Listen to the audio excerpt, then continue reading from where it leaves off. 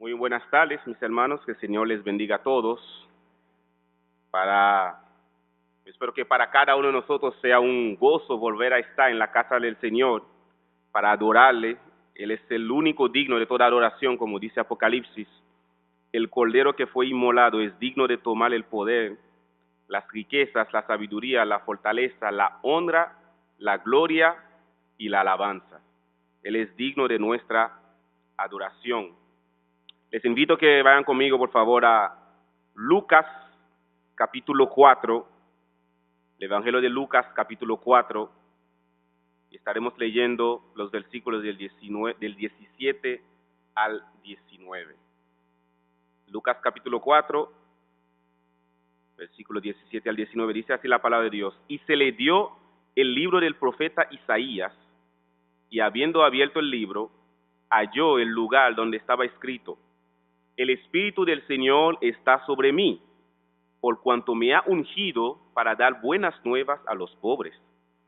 Me ha enviado a sanar a los quebrantados de corazón, a pregonar libertad a los cautivos y vista a los ciegos, a poner en libertad a los oprimidos, a predicar el año agradable del Señor. Oremos. Amante Dios, estamos en este momento una vez más regocijados de estar reunidos para adorarte, para adorar a nuestro Señor Jesucristo.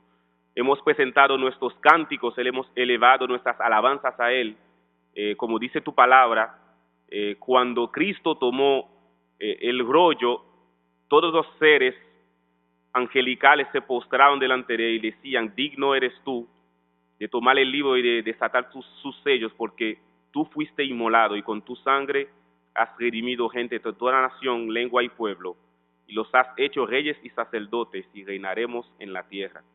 Por tanto, Cristo es el único digno de toda alabanza, de toda gloria y honra. Y nosotros también, Señor, queremos adorarle como lo hicimos con nuestros diezmos y ofrendas al escuchar el mensaje de tu palabra. Tenemos el privilegio, Señor, de tener tu palabra en nuestras manos, pero necesitamos que tu Santo Espíritu nos hable, nos ilumine, nos enseñe. Así como David clamaba: enséñame, oh Jehová, tus caminos, muéstrame tus sendas, encamíname en tus caminos, en tus sendas, porque tú eres el Dios de mi salvación. Enséñanos, oh Dios del cielo, en esta tarde tu palabra, para que nuestra vida sea conformada a la imagen del Señor Jesucristo. Aquí está un siervo inútil, un instrumento que nada puede hacer por sí mismo, sino es por tu gracia, por la obra de tu Santo Espíritu, y que tu pueblo sea edificado, oh Dios del cielo, para glorificar a Cristo. En el nombre de Él te lo pedimos. Amén. Como lo reportan los historiadores, de las cosas que sucedían en los tiempos de la colonia, tanto de Estados Unidos como de aquí en la isla española, cuando ya los indígenas no podían hacer lo que los colonizadores querían, ellos empezaron a importar esclavos de África. Y esos esclavos eran personas que vivían una vida normal.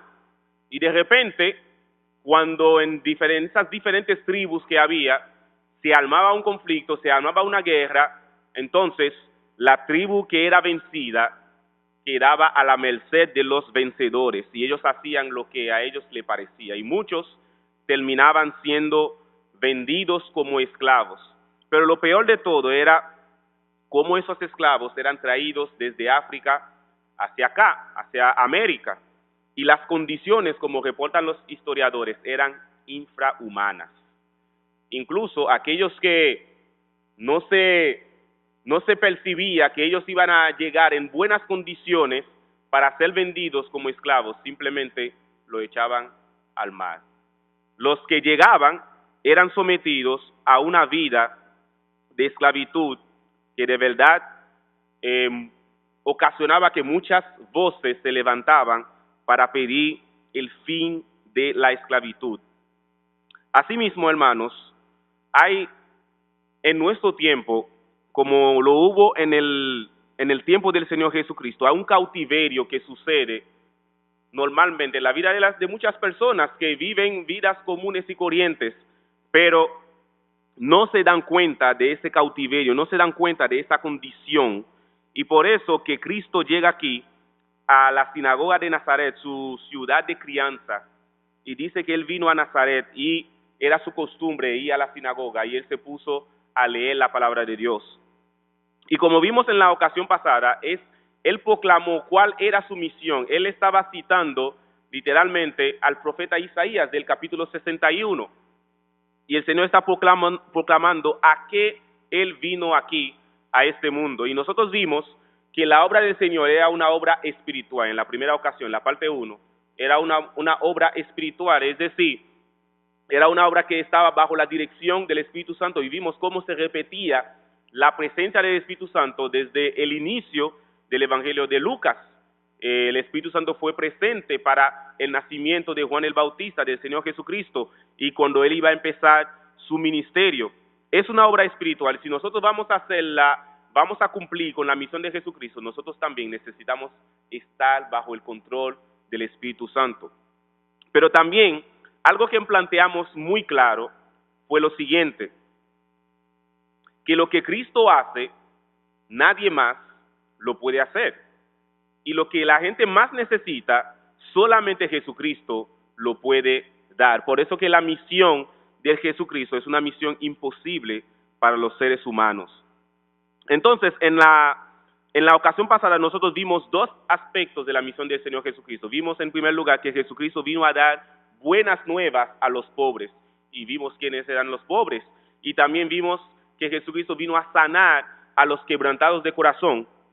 En esta tarde vamos a ver dos características más de la misión del Señor Jesucristo, y si el Señor así lo permite, en una tercera ocasión veremos las dos restantes. Y en la tarde de hoy nosotros vamos a ver esas dos características de la misión del Señor Jesucristo. Dice aquí Lucas 4:18, ahí en el medio, que Cristo vino a pregonar libertad a los cautivos y vista a los ciegos. Esas dos frases van juntas y ustedes van a entender por qué decimos que van juntas. Pero en primer lugar, tenemos que aclarar, cuando Cristo está hablando aquí de cautivos, ¿qué es lo que eso significa? Y esa palabra de cautivos literalmente significa personas que fueron tomadas prisioneros a punto de lanza. Eso fue algo obligado, forzado. Pero para que entendamos la condición de esas personas, necesitamos transportarnos al lugar que era el sitio de cautiverio de una persona cuando una persona era puesto en cautividad. Por ejemplo, la primera vez que se menciona un cautiverio, cuando se habla de cuando el Señor mandó al ángel de la muerte en Egipto, dice que moría el primogénito, desde el primogénito de Faraón hasta aquel que estaba cautivo en la cárcel. Entonces, cuando habla aquí de cautivos, no es el típico, la clase de prisión que nosotros tenemos ahora, cuando hay personas que supuestamente están en la prisión, pero tienen todo tipo de comodidades. Le voy a citar alguna descripción de ese lugar que se llamaba mazmorra o calabozo. ¿Qué era un calabozo? El lugar donde se ponía a ese preso llamado cautivo. Dice, según una página de internet, era un lugar seguro y fuerte que en las cárceles o establecimientos penales sirve para encierro, mayor sujeción y castigo físico de los presos. Es una prisión subterránea, normalmente construida bajo un castillo o una fortaleza. Las galerías subterráneas de la mazmorra constan de pasadizos de circulación y celdas. Las mazmorras tienen la circunstancia de ser oscuras y horribles, pero con una característica que la empeora por su finalidad, que es el tormento. Por eso que el primer punto del mensaje de hoy es que los cautivos están en una horrible situación, imposible de resolver humanamente hablando. Repito, los cautivos están en una horrible situación, imposible de resolver humanamente hablando. Y continuando con la descripción del calabozo o de la mazmorra, como se menciona en Hechos capítulo 16, cuando Pablo y Silas fueron encarcelados, dice, cuando le entregaron al carcelero, dice que él los puso en el calabozo de más adentro. ¿Cómo era ese lugar, ese calabozo? Dice, en un castillo lo primero que se construía era el calabozo, que hoy todavía eso espanta cuando uno visita un lugar así. Pero en la mayoría de los casos era ocupado por delincuentes culpables que solo volvían a ver la luz del día en los momentos previos a la exposición de sus cuellos al hacha del verdugo. Si no morían en la mazmorra por las torturas. Es decir, esa persona volvía a ver la luz solamente para el último momento de su muerte, por si no moría en ese calabozo. El uso del calabozo era principalmente para encierro y tortura, eran subterráneos para infundir mayor terror a los presos cuando los llevaban allí y para evitar que en el mundo exterior se oigan sus gritos de dolor cuando eran torturados. Y más importante, para evitar que los presos se huyan. Algunas celdas de los calabozos tenían cráneos o esqueletos encadenados de presos que habían muerto anteriormente de hambre o por torturas, lo cual hacía más horrible el aspecto de los calabozos, pues daban macabra compañía a los presos vivos y les daban a entender que ellos también iban a correr la misma suerte en castigo por los delitos por los cuales fueron traídos allí. Estas razones y la asociación de las mismas con los temores claustrofóbicos de la gente a quedarse encerrado, es decir, donde no había luz, encerrado bajo tierra, han convertido a los calabozos en una poderosa metáfora que en gran variedad de contextos, historias, leyendas y películas de terror. Un cautivo en un calabozo tenía una vida horrible. Ahora, necesitamos ver qué es lo que dice la Biblia acerca de ese lugar y acerca de la persona que está en ese lugar. Vamos a ver unos versículos que estarán, son varios, estarán proyectados aquí para que podamos verlos rápidamente y no tengamos que buscarlos en nuestras propias Biblias. El primer versículo que quiero que veamos es Isaías 51:14. Vamos a ver esos versículos que van a describir al cautivo y su condición, lo que necesita también. Dice Isaías 51:14, el preso agobiado será libertado pronto, no morirá en la mazmorra, ni le faltará su pan. Dice Salmo 102, versículos 19 y 20, porque miró desde lo alto de su santuario, Jehová miró desde los cielos a la tierra, para oír el gemido de los presos, para soltar a los sentenciados a muerte. Salmo 107, versículo 8 al 14, dice así, alaben la misericordia de Jehová y sus maravillas para con los hijos de los hombres. Algunos moraban en tinieblas y en sombra de muerte, aprisionados en aflicción y en hierros, por cuanto fueron rebeldes a la palabra de Jehová y aborrecieron el consejo del Altísimo. Por eso quebrantó con el trabajo sus corazones, cayeron y no hubo quien los ayudase.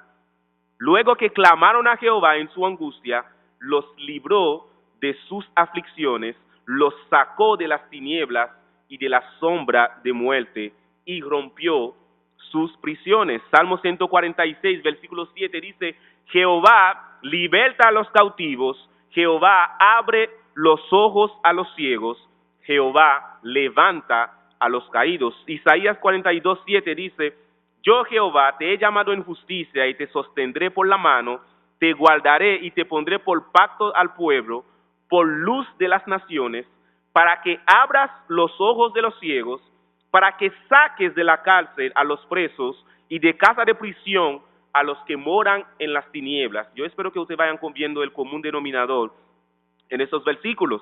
Dice Isaías 49, versículo 8 al 9, así dijo Jehová, en tiempo aceptable te oí y en día de salvación te ayudé, y te guardaré y te daré por pacto al pueblo para que restaures la tierra, para que heredes asoladas heredades, para que digas a los presos, salid, y a los que están en tinieblas, mostraos. Isaías 49, versículo 25, porque así dice Jehová, ciertamente el cautivo será rescatado del valiente y el botín será arrebatado al tirano. Zacarías 9, 11 y 12 dice, y tú también por la sangre de tu pacto serás salva. Yo he sacado tus presos de la cisterna en que no hay agua. Volveos a la fortaleza, oh prisioneros de esperanza. Hoy también os anuncio que os restauraré el doble. Eso es lo que se habló de Jehová en el Antiguo Testamento. Y cuando llegue ese Jehová en el Nuevo Testamento, quien es el Señor Jesucristo, mire lo que dice Mateo 4, versículos 12 al 17.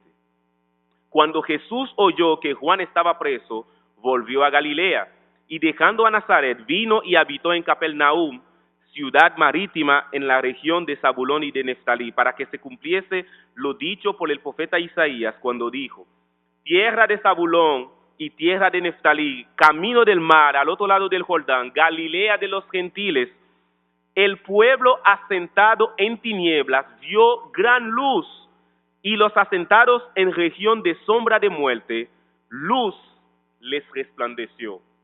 Y agrega el pasaje, desde entonces comenzó Jesús a predicar y a decir, arrepentíos, porque el reino de los cielos se ha acercado. Nos presentan en esos pasajes varias cosas acerca de esos cautivos, en qué condición estaban y cómo sufrían, pero también cuál era la solución.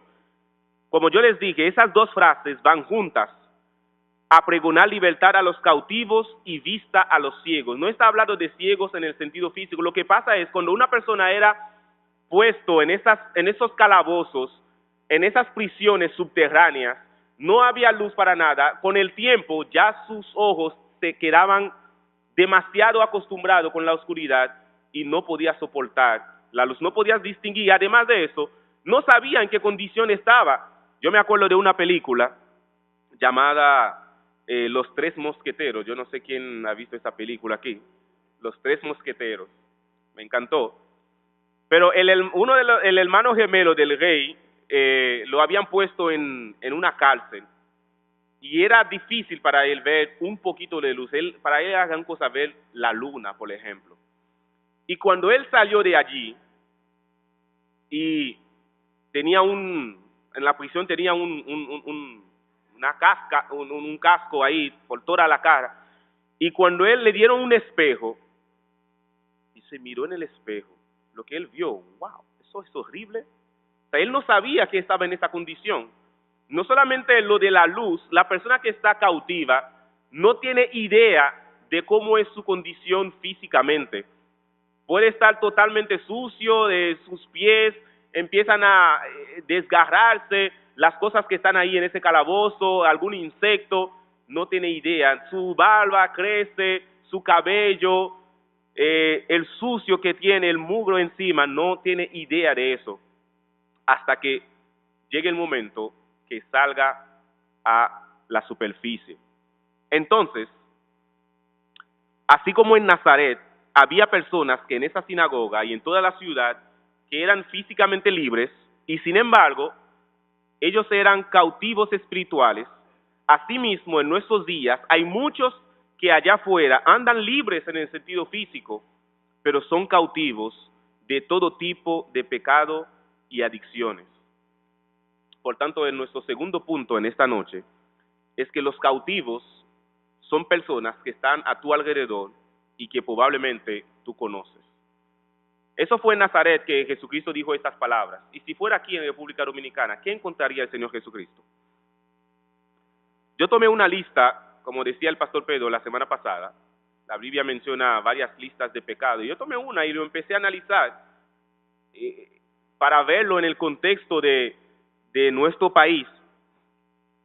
Y lo que encontré fue que hay muchos individuos que en primer lugar son cautivos de la fornicación. Oye lo siguiente, les voy a mencionar algunos datos. Según una página de noticias que presenta los datos estadísticos de la Oficina Nacional de Estadística, la misma directora de esta oficina reveló que según datos administrativos de las oficialías del Estado Civil que durante el año 2016 se registraron 204.037 nacimientos, de los que 139.583 ocurrieron en ese mismo año, y de ellos casi el 90% correspondieron a madres solteras. 123.686 nacimientos que corresponden a madres solteras en un solo año. Y usted se imagina todas las veces que esas jóvenes adolescentes tuvieron relaciones sexuales fuera del matrimonio. Y dice solamente un 11.2 corresponde a casadas. Y el 0.2% no especificaron su estado civil. Y ella dice lo siguiente: cuando nos referimos a madres solteras, necesariamente no quiere decir que no tenían pareja o cónyuge, sino que no estaban legalmente casadas. Es decir, es una práctica muy expandida aquí en República Dominicana. Y ella sigue diciendo que en menores de 15 años, se registraron 604 nacimientos, y entre adolescentes de 15 a 19 años ocurrieron 22.326, de los cuales 22.068 eran de madres solteras. Y lamentablemente, con la poca luz que ella tiene, dice, esas cifras deben motivarnos a la reflexión debido a la proliferación de embarazos en adolescentes, cuando deberían aprovechar al máximo su juventud en terminar sus estudios escolares y reorientar su futuro en un mejor porvenir. Los registros también muestran que las mujeres de 25 a 29 años son las que más nacimiento han producido, pero oye, con una cantidad de 36.571, y de ese universo, 31.164 nacimientos de madres solteras y solamente 5.361 de mujeres casadas. Tenemos una sociedad, tenemos muchos individuos cautivos de la fornicación, pero también, en segundo lugar, tenemos muchos individuos cautivos del consumo de alcohol y otras drogas. Según el Diario Libre, Latinoamérica es la segunda región del mundo que más alcohol consume, y República Dominicana ocupa el sexto lugar en la región. Y la directora de la OPS dice, entre un 35 y un 40% de los que consumen alcohol son menores de edad. 35 a 40% menores de edad consumiendo alcohol, a pesar de que en el país hay una ley que lo prohíbe. Y dice que el grupo de edad que más alcohol consume es de 14 a 29 años. Y ocurren unas 300.000 muertes al año por causa del consumo de alcohol. Pero no solamente eso. Dice que hay más de 300.000 adolescentes entre 13 y 14 años que consumen diferentes tipos de drogas. 13 y 14 años. Eso es lo que han logrado registrar. No tiene idea de todo lo que anda por ahí. Y una misma investigación dice que hay un porcentaje alto de adolescentes que consumen inhalables como cemento, juca, cigarros, anfetaminas con una tasa de 8.7%. Y hay otros que consumen cocaína, crack, morfina desde los 15 años. Pero no solamente eso, tenemos muchos que son cautivos a los homicidios.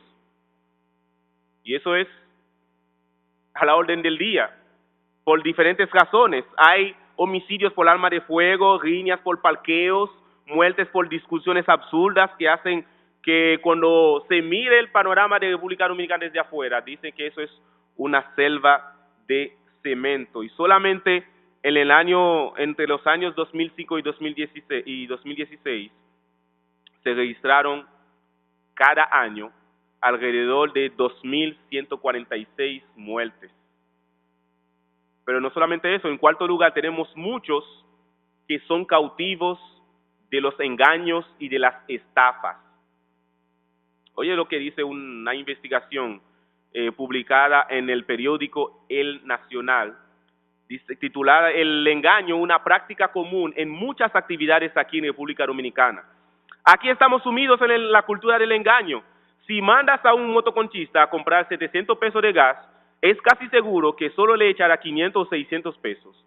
Pero igual, deberás pagarle los 100 o 150 pesos por el servicio. Hay personas que pone a uno a hacerle alguna reparación en la casa, te quedan mal y te cobran mucho, dice un profesor pensionado. Y mencionan diferentes lugares en que eso ocurre, por ejemplo en los colmados. Los colmados tienen precios aumentados y también tienen balanzas arregladas. En los mercados dicen que los mercaderes son excelentes contadores, en poco tiempo y con mucha rapidez, delante de tus ojos pueden contarte 100 unidades y cuando tú llegues a tu casa solamente tú encuentras 90.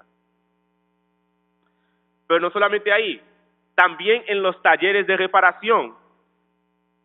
No importa que sean celulares, electrodomésticos, muebles, hay personas que están atendiendo y tienen la intención de engañarte, de estafarte. Y menciona un ejemplo, en un negocio cualquiera, el fraude comienza con el diagnóstico que se le hace al vehículo o a un electrodoméstico o a un equipo a chequear para su reparación. En asuntos de aparatos electrónicos o eléctricos, en gran parte de los casos todo se resuelve con la sustitución de un fusible, pero eso nunca se comunica al cliente para decirle otra cosa. Cientos de personas son estafadas por mecánicos que diagnostican un desperfecto a un vehículo al cual que hay que comprarle una pieza. La avería no tenía nada que ver con la pieza comprada, pero esta pieza será usada para otro vehículo que sí lo necesita. Y algunos reparadores tienen su propio depósito de piezas dañadas para que lo usen cuando tú vienes a reparar tu vehículo y te hacen creer que esa pieza dañada era tuya. Hay engaño y estafas con los que construyen apartamentos, con las empresas de telecomunicación y tecnología, engaño y estafa con los hoteles, los centros de comida o restaurantes, los supermercados y supertiendas que alteran precios o falsas ofertas. El soborno es ley en la administración pública. Muchas veces, para conseguir un documento o algún permiso de una entidad gubernamental, el que no acepta sobornar o pasar alguito debajo de la mesa, tendrá que esperar mucho tiempo para ese permiso, si es que se lo dan. Pero uno de los casos más graves, que los números ni siquiera pueden mencionarse aquí, es que hay muchas personas, muchos individuos que son cautivos de la pornografía y adicciones afines. Los números son tan alarmantes que ni siquiera pueden ser mencionados en ese espacio. Para que tengan una idea, dice que alrededor del mundo hay 4 millones de redes de pornografía infantil. Y algunas de ellas están aquí en la República Dominicana. La pornografía está tan a la mano que es muy difícil limitar el acceso a ella y tanto adolescentes, jóvenes como adultos están atrapados en sus garras.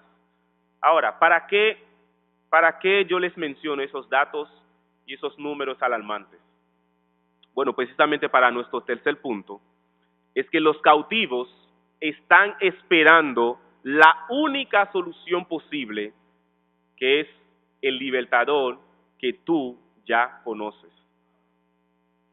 Esos datos mencionados anteriormente significan que la persona que está cautiva de la fornicación, del alcohol, de las drogas y demás adicciones, es tu vecino, es tu vecina, tu compañero de trabajo, de estudio, puede ser tu sobrino o sobrina, puede ser algún estudiante de tu colegio o del colegio de tu hijo. El adicto al engaño, el que va a cometer el homicidio o suicidio, puede ser alguien que hace negocios contigo, el que repara tus pertenencias, es alguien que te pasa al lado, es alguien que has visto y sigues viendo y está aprisionado, está totalmente ciego con respecto a su condición espiritual. Nada puede hacer para salir de ese cautiverio, pero tú conoces al libertador. Tú conoces al libertador que le puede ayudar como te ayudó a ti también. Y ese libertador es el Señor Jesucristo. El Señor Jesucristo, el que hace lo que nadie más puede hacer, el único que ofrece lo que las personas más necesitan. Yo quiero que veamos algunos ejemplos. Así como el Señor dice aquí, Él vino a pregonar libertad a los cautivos y vista a los ciegos. Hay un testimonio de un joven brasileño que se convirtió. Él dice así: yo era un hombre dado a toda clase de vicios degradantes. Yo fumaba por diversión, tomaba por placer y jugaba por distracción. Después de todas esas extravagancias, estaba peor que antes. Oía a algunos hablar del espiritismo.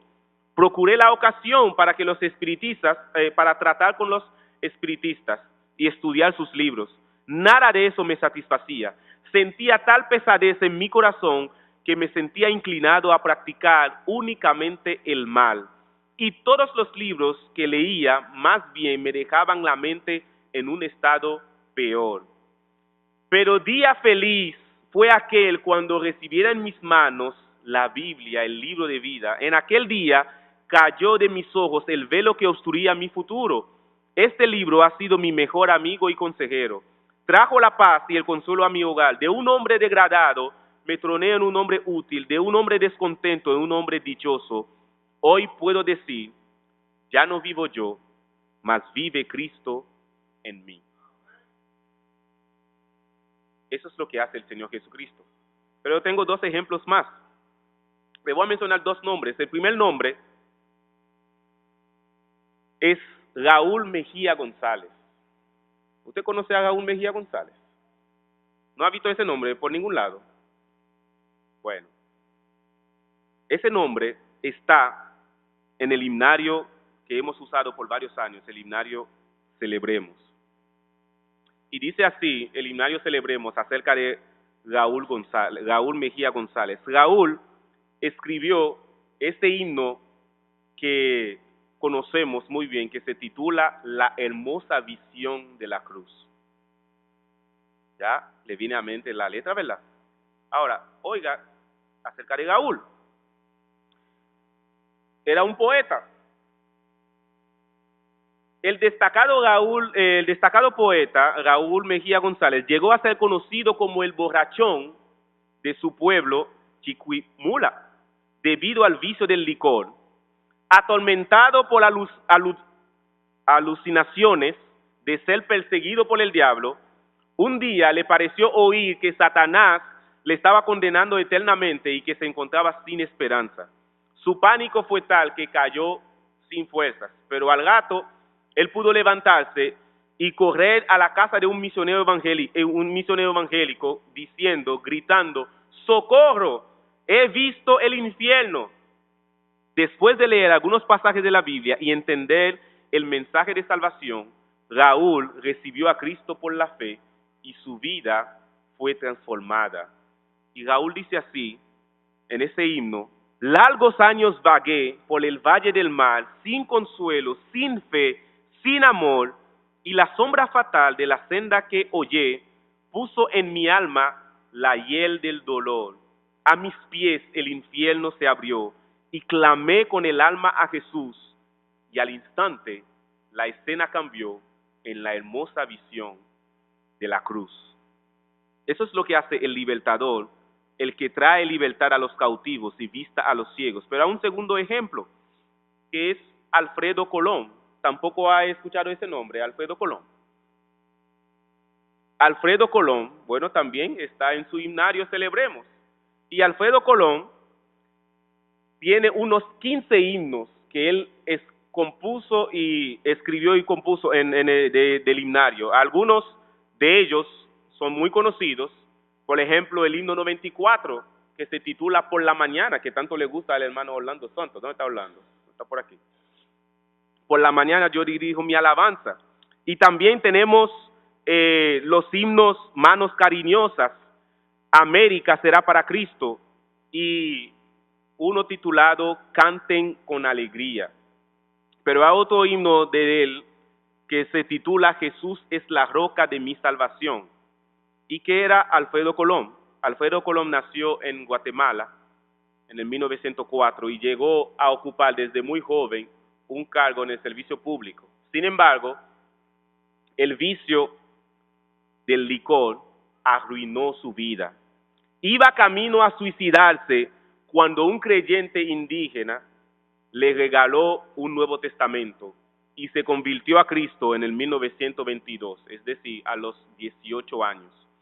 Luego se entregó al servicio del Señor y empezó un ministerio de música y evangelización que le llevó a él por todo el continente y compuso uno de los himnos más amados en Latinoamérica. Pero ¿qué dice Alfredo Colón en ese himno titulado Jesús es la roca?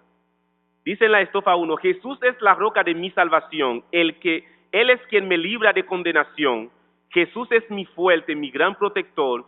Yo sé que soy hijo de todo su amor. En la estrofa 5 dice, Jesús es la fuente de la redención. Él sana las llagas de mi corazón. Él sana al leproso, al ciego da luz. Por eso confío tan solo en Jesús. Y en la estrofa 4 él dice así, su paz ofrece, su paz él os da. Aquel que le busca, ser salvo podrá. Yo fui mucho tiempo esclavo del mal, mas hoy Jesucristo me dio libertad. Un hombre que ya no tenía más nada, no tenía, su vida para él no tenía ningún sentido y le iba a poner fin, pero se encontró con Jesucristo, el libertador, y él lo libertó a él de su cautiverio y le dio la vista para entender su condición.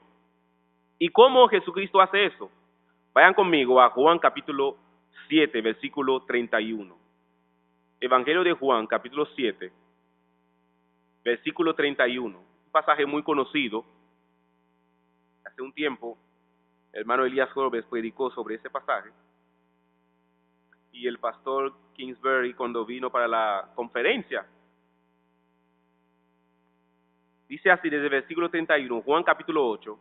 Dijo entonces Jesús a los judíos que habían creído en él, si vosotros permaneciereis en mi palabra, seréis verdaderamente mis discípulos, y conoceréis la verdad, y la verdad os hará libres. Le respondieron, linaje de Abraham somos, y jamás hemos sido esclavos de nadie. ¿Cómo dices tú, seréis libres? Jesús les respondió, de cierto os digo, que todo aquel que hace pecado, esclavo es del pecado. Y el esclavo no queda en la casa para siempre, el Hijo sí queda para siempre. Así que, si el Hijo os libertare, seréis verdaderamente libres. Jesucristo es el único que trae esa libertad que muchos necesitan. Y esa libertad en Jesucristo,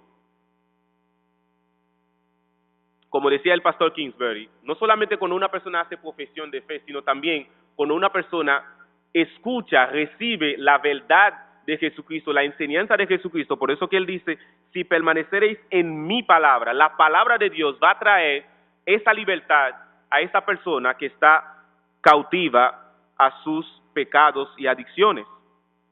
En conclusión, ¿cómo llegará el libertador a la vida de los que están cautivos y ciegos? Bueno, tú tienes que proclamar el evangelio. Pablo dice en 2 de Corintios, capítulo 4, versículo 13, creí, por lo cual hablé. Pero parece que muchos de nosotros verdaderamente no creemos, porque muchas veces quedamos callados.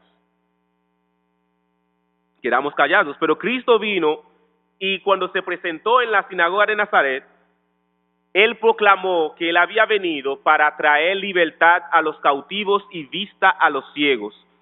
Alguien tiene que ir a todo cautivo que anda allá afuera o aquí en la iglesia para decirle con las escrituras en mano, es verdad que estás en una situación horrible, es verdad que no hay nada que puedas hacer para salir de esa situación en la que tú estás, en ese cautiverio en la que tú estás.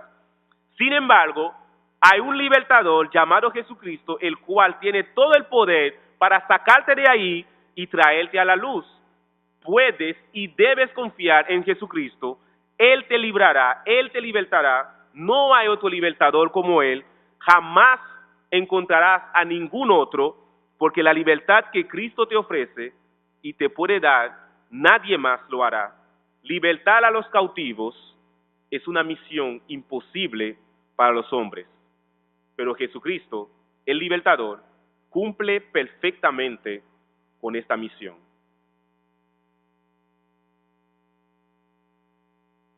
Puedes pensar en aquellos con los cuales tú ves todos los días, en los diferentes sitios que tú vas. Hay muchos que andan atrapados en sus pecados, no tienen ni la forma, no encuentran la forma para salir de ahí, pero tú ya has experimentado a ese libertador y ellos lo necesitan. Eso es lo que yo he experimentado aquí en el Colegio Bautista Cristiano. Muchos jóvenes atrapados, cautivos en adicciones y pecados. Pero yo he visto también cómo Cristo liberta a algunos que vienen a Él. Tú debes proclamar a aquellos que andan cautivos que a un libertador está dispuesto a darle esta libertad que ellos necesitan. Señor, te suplicamos que tú tengas misericordia de nosotros, porque muchas veces tú nos has dado la oportunidad de presentar a Cristo como libertador. Hay muchos que andan cautivos. Señor, los números están ahí y nos dicen que hay muchos que son cautivos y a nosotros ya nos has sacado de esa cautividad, pero tenemos el deber de presentar a Cristo como ese libertador, pero nos quedamos tranquilos, cómodos, sin misericordia para con los demás, para presentarle a Cristo. ¿O será que no creemos de verdad que tú eres el libertador? Te suplicamos, Señor, que tú nos muevas a la acción para que tu nombre sea glorificado en aquellos que tú habrás de libertar. En nombre de Cristo Jesús. Amén. Que el Señor le bendiga.